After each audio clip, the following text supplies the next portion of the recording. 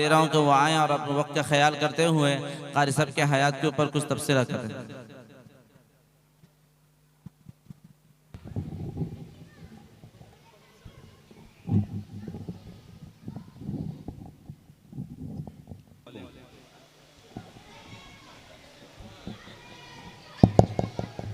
अस्सलामु अलैकुम वरहमतुल्लाहि वबरकातुहू। सदर मोहतरम, डैश पर तशरीफ़ फरमा उलमा इकराम, मेरे मोहल्ले के साथी, सामने बैठे हुए मेरे मुरब्बी और मेरे भाई बच्चे, लिहाजा आप लोगों को ये बात मैं बता देना ज़रूरी समझता हूँ। कारी हबीबुल्लाह और कारी मोहम्मद अली साहब का मैं भी एक तालिब इल्म रह चुका हूँ। मैं इजाज़त चाहता हूँ कि उनसे सीखा हुआ एक छोटा सा कलाम पाक का तिलावत से मैं अपनी बात को शुरू करना चाहता हूँ। अगर इजाज़त हो तो मैं पढ़ दूँ।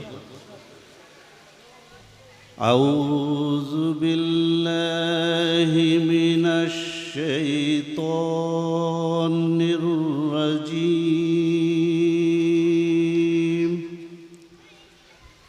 बिस्मिल्लाहिर रहमानिर रहीम। आमनर रसूलु बिमा उन्ज़िला इलैहि मिर रब्बिहि वल मुअ्मिनून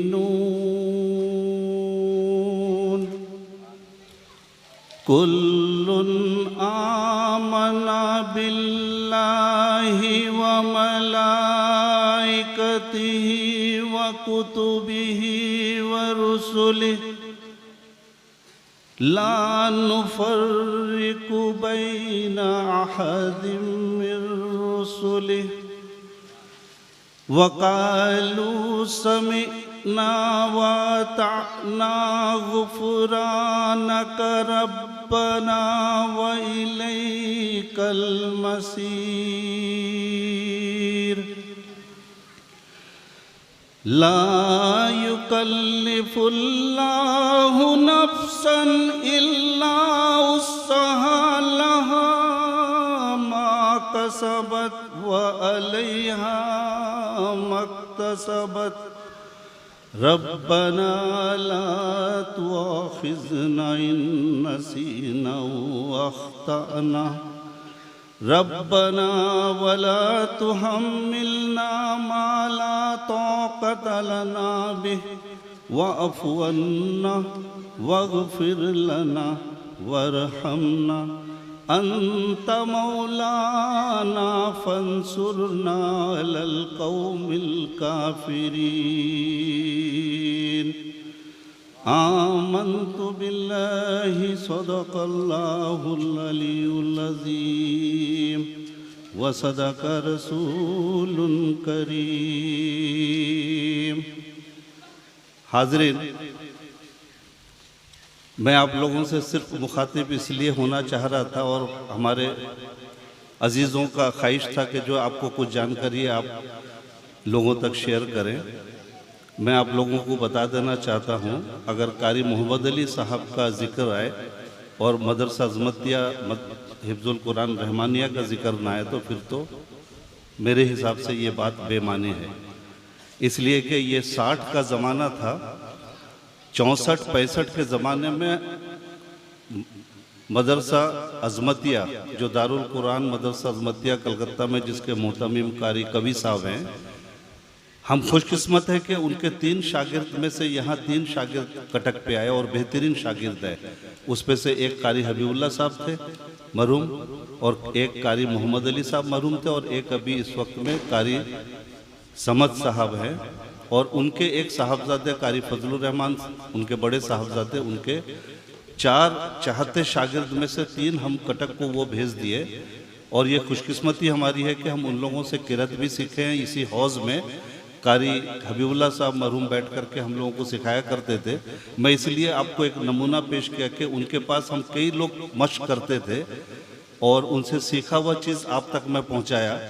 कि वो दौर एक ऐसा था कि आप इस गली में किसी भी दरवाजे पे चले जाइए, सुबह नमाज के बाद कुरान शरीफ का तिलावत आपको सुनने मिल जाएगा। तो लिहाजा मैं ये कहना चाहता हूँ कि सन 64-65 में यहाँ पे मदरसा अजमतिया मेरे ख्याल से एक देहात में कायम हुआ था, जगतसिंहपुर नहीं, उससे पहले एक देहात में कायम हुआ था। वहाँ एहतजाज की वजह से जो है फिर वहाँ से शिफ्ट किया गया जगतसिंहपुर में। और जगतसिंहपुर में उस वक्त मरहूम डॉक्टर नईम साहब जो हमारे अभी एमएलए हैं, मोहम्मद मुकीम इंजीनियर, उनके वालिद साहब पोस्टेड थे और वो वहाँ पे किसी तरह से जद्दोजहद करके उस मदरसे को कायम करवाए। जगतसिंहपुर के बाद फिर दूसरा मदरसा, इसका ब्रांच जब कारी हबीबुल्लाह साहब अजमतिया से पढ़ करके कटक है, तो मेरे दादा मरहूम का इरादा था कि हमारे मोहल्ले में मदरसा और हमारे मोहल्ले के बच्चे मदरसे में पढ़ें। तो कारी हबीबुल्लाह आने के बाद दो काम हुआ था जो आपको मैं बता देना समझता हूँ, क्योंकि मुझे मुख्तसर सा बात करने की इजाज़त मिली है, तो मैं थोड़ा सा वक्त लूँगा 5-10 मिनट, क्योंकि ये बात भी बताना ज़रूरी है कि क्योंकि मेरे बाद शायद ये बात और कोई आपको बता ना पाए।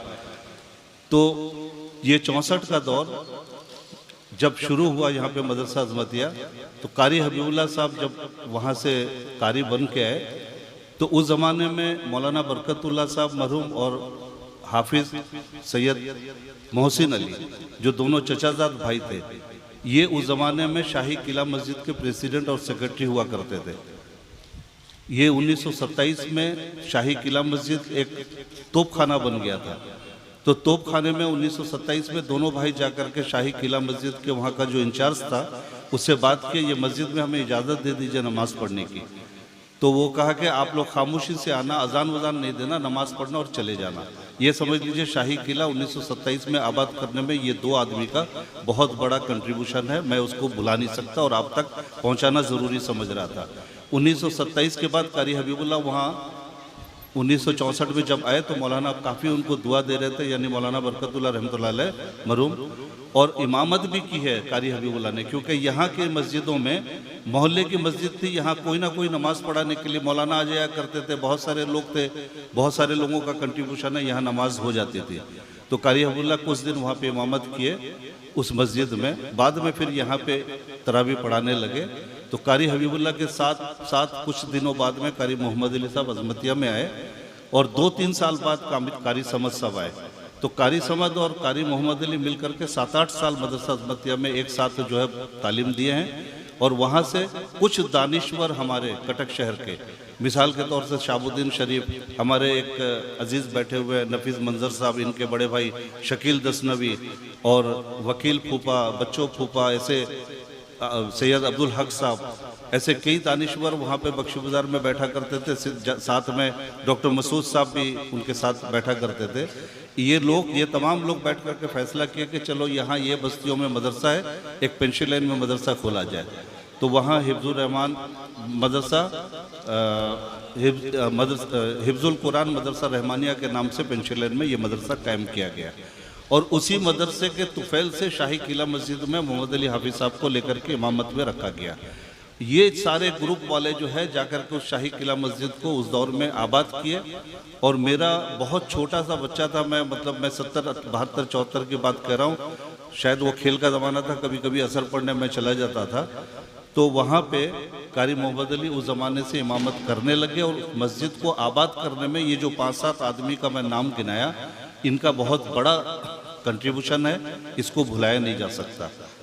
तो लिहाजा ये बात मैं इसलिए आपको बता देना चाहता हूँ, कारी मोहम्मद अली साहब यहाँ पे 50 साल से ऊपर खिदमत दे चुके हैं और 50 साल के ऊपर में कई बैच बच्चों को निकाले हैं अपने मदरसे से।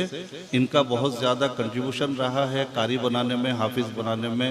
बाकी जो बच्चा उनके पास हमारे जैसे पढ़ने आता था उनको भी पढ़ाते थे।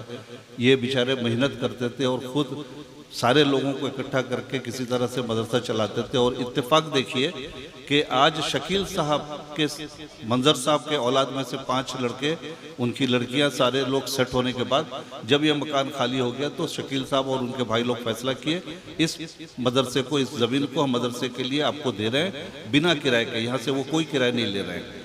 तो इनका भी कंट्रीब्यूशन है। आज मदरसा जो रहमानिया यहाँ चल रहा है ये बिना किराए के यहाँ पे चल रहा है। उसी तरह मदरसा अज़मतिया जब चल रहा था तो हमारे दादा मरूम भी वहाँ से कोई किराया वसूली नहीं करते थे। जब तक आपको चलाना है चलाइए, जब आपकी ज़मीन हो जाएगी तो आप इसको शिफ्ट कर लेंगे। तो इत्तेफाक से कारी साहब, कारी हबीबुल्लाह साहब को कारी कवि साहब अपना दामाद बना लिए। तो 3 हाफिज कुरान उनके शागिर्द में से यहाँ हम लोग को फैज़याब करते रहे और हम लोग उनसे काफ़ी फ़ायदा उठाते रहे कटक शहर वाले। लिहाजा मैं आपको एक बात और कहना चाहूँगा कि जहाँ हम इस जगह बैठे हैं ये कोई मामूली ज़मीन नहीं है। इस जगह बड़े बड़े MLA MP आकर के अपना, और बड़े बड़े जो हमारे फ्रीडम फाइटर थे जो आज़ादी में लड़े थे, ये ज़मीन, ये अभी नई मकान बनी है, ये ज़मीन खाली हुआ करता था, हत्ता कहलाता था। यूसुफ साहब, इनके दादा रोशन साहब इस मस्जिद को वो जो है डोनेट किए थे। आज हम जिस जगह बैठ कर के यहाँ तकरीर का लुत्फ़ उठा रहे हैं, ये गली और ये पूरी ज़मीन उनकी थी। तो वो मैसूर से, बेंगलोर से यहाँ आकर के बसे थे और नमक का व्यापार था उनका। तो वो रोशन साहब जो थे उनके लड़के गुलाम गौस और उनके लड़के यूसुफ साहब। तो रोशन साहब जब ये ज़मीन दिए तो ये मस्जिद उस ज़माने में अनडिवाइडेड जो हमारा हिंदुस्तान हुआ करता था, उस ज़माने का जो प्लान बना था अनडिवाइडेड हमारा उस वक्त लाहौर से, यानी वो डिज़ाइन बन के आकर के ये मस्जिद हमारी बनी थी। तो ये मैं कह रहा हूँ 1850 1860 के ज़माने की बात है। तो वो वहाँ बनाने के बाद में तो हमारे जो मौलाना बरकतुल्लाह के दादा थे सैयद बरतुल्लाह साहब, उनके औलाद सैयद सैफ अली, उनको ला करके यहाँ पे बसाया। तो वो बसाने के बाद मुकर्रम अली को ये फिर मस्जिद सौंप दिया और ये बिल्कुल ये ज़मीन आधा वो डेवलप करवाए थे, आधा ये डेवलप करवाया। और तब से ये ज़मीन, ये उड़िया बाज़ार का जो हिस्सा है, आप ये ज़मीन को कोई मामूली ना समझे, क्योंकि कटक शहर स्टेशन से बख्शी बाजार और चांदनी चौक तक बसा हुआ था और इधर ही का हिस्सा था कटक शहर, उस तरफ कटक शहर नहीं था। तो मुसलमान आबादी उस वक्त ज़्यादा थी और दीन फैलाने का काम सबसे ज़्यादा यहीं से शुरू हुआ, उड़िया बाज़ार से। लिहाजा यहाँ सारे लोग, सारे उलमाए कराम यहाँ आकर के हर जगह फैले हैं। और एक ज़माना ऐसा गुजरा है कि हमको हाफिज़ कुरान एक तरावी सुनाने के लिए कोई नहीं मिलता था। मुझे याद है कि हमारे मौलाना हफीज़ साहब एक दफ़ा फरमा रहे थे, जो मौलाना सुंगड़े के हैं, इमारत शरिया से जुड़े हुए हैं, वो बता रहे थे कि हम लोगों को ये जज्बा था कि पलटन मस्जिद में मौली याकूब शायद उस वक्त हयात से थे, वो हाफिज़ कुरान नहीं मिले थे, हम जो है तरावी पढ़ना चाहते थे। तो क्या कौन पढ़ेगा, ना मैं पढ़ाऊँगा। तो रोज़ाना वो कुरान शरीफ बगल में रखते थे, 2-3 लाइन वहीं रट करके और पढ़ाते थे। फिर रात 1 बजे 2 बजे कहते हम गांव जाते थे और गांव से सुबह नमाज पढ़ के सो करके फिर 12 बजे रोज़े में निकल के आके तरावी पढ़ते थे। ये कुर्बानी हमारे बुज़ुर्गों की है। तो इसमें से एक मोहम्मद अली कारी साहब का जो कुर्बानी है, ये इसके साथ इन सबों को अगर न जोड़ा जाए, मैं समझता हूँ कि उनके साथ नाइंसाफ़ी होगी। ये लोग सारा कुर्बानी देने के बाद ऐसे ऐसे लोगों को ला करके हमको यहाँ पे यानी बिठाए हैं, जिसका कि हम आज इस जमात यहाँ पे एक तबलीग का शुरुआत, मौलाना बरकतुल्लाह ज़माने में तबलीग जमात की शुरुआत हुई, जमातुल उलमा हिंद की शुरुआत यहीं से हुई, इमारत शरिया की शुरुआत यहीं से हुई।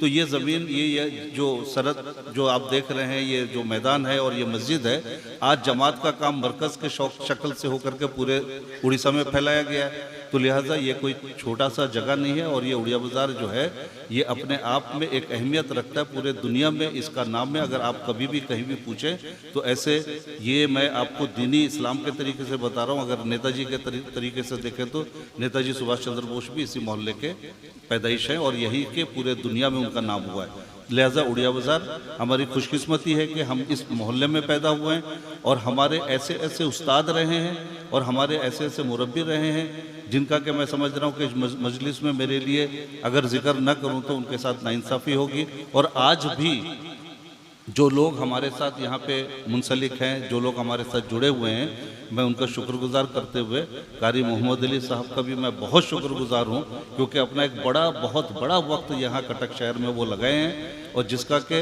आपके सामने में है। आप सारे लोगों से उनकी तारीफ़ सुन रहे हैं, उनका कारनामा सुन रहे हैं, उनकी बातें सुन रहे हैं। वो जो मुझे एक बात कह करके मैं अपनी बात को ख़त्म करता हूँ कि शाही किला मस्जिद में उनसे इतना लगाव था कि अब वो उनको तकलीफ़ थी सर्दी की, ठंडा उनको बहुत जल्दी पकड़ता था, ये सारे लोगों को पता होगा, खांसते होते थे बहुत ज़्यादा। तो कुछ लोग वहाँ पे ऐसा किए कि कारी साहब आप ऐसा कीजिए कि इमामत छोड़ दीजिए, क्योंकि आप बहुत ज़्यादा जब खांसते हैं तो बहुत देर तक आप पढ़ नहीं पा रहे हैं। तो कारी साहब, मैं तो उनका एक शागिर्द, 1 साल उनके पास भी मैं पढ़ा हूँ। तो मेरे पास एक दिन आकर के पहुँचे, ये बात मैंने आज बता रहा हूँ, मैं कभी किसी को शेयर नहीं किया। मुझसे कहने लगे कि ज़बीउल्लाह ऐसे से बात है, और तो मेरी वहाँ लगाव है उस मस्जिद से, तो मुझे कह रहे हैं कि इमामत से छोड़ दिया जाए। मैं छोड़ दूँ कैसे, अब तुम ही बताओ। तो मैंने उनको कहा कि कारी साहब देखिए, आपको तकलीफ हो रही है तो आप एक ऐसा करें, आप जुमा पढ़ा लें।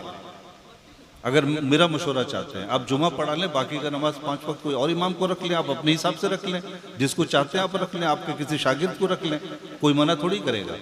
तो बेचारे यहाँ से जाने के बाद में फिर फैसला हुआ कि जुमा का आप नमाज पढ़ेंगे, बाकी नमाज जो है कोई दूसरे इमाम को रख लिया जाएगा। इसके बाद वो तय करके वहाँ जुमा भी पढ़ाते थे, फिर तराबी भी कुछ दिन पढ़ाने लगे।